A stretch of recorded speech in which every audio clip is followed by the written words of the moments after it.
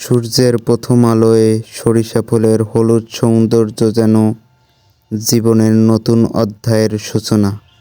হিমেল শীতের সকালে নরম রোদের সরিষার ক্ষেত যেন প্রকৃতির এক অপূর্ব ক্যানভাস। ক্ষেত জুড়ে ছড়িয়ে থাকা সরিষা ফুলের উজ্জ্বল হলুদ রং এক অনন্য প্রশান্তির ছায়া এনে দেয়। হালকা ঠান্ডা বাতাসে সরিষার ফুলগুলো নিজস্ব ছন্দে নৃত্য করছে। চারপাশের নীরবতা ভেঙে মাঝে মাঝে শোনা যায় পাখির কিচিমিচি। গ্রাম বাংলা যেন হলুদে হলুদে সেজে আছে বাংলার এক অপূর্ব সৌন্দর্য নিয়ে। সরিষার উদ্ভব প্রধানত দক্ষিণ এশিয়া এবং ভূমধ্য সাগরীয় অঞ্চলে বলে ধারণা করা হয়।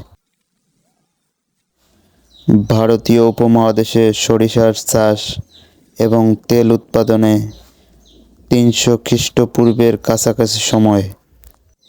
এর তেল আচার সংরক্ষণ, ধর্মীয় কাজে ব্যবহার করা হয়।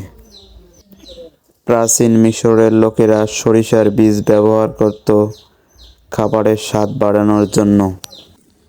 গ্রিক ও রোমানরা সরিষার বীজের ঔষধি গুণাবলীর জন্য একে ব্যবহার করত। এই ফসল এশিয়া, ইউরোপ এবং আফ্রিকার বিভিন্ন অঞ্চলে ছড়িয়ে পড়ে। ইউরোপীয়রা সরিষাকে মশলা হিসাবে গ্রহণ করেছিল। 1600 এবং 1700 শতাব্দীতে সরিষা আমেরিকায় পরিচিতি পায়।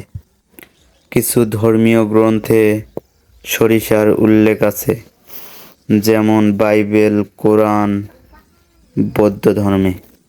সরিষা ফুলের গন্ধ আর চোখ ধাঁধানো হলুদ রং যেন গ্রামীণ জীবনের এক অপূর্ব আভাস।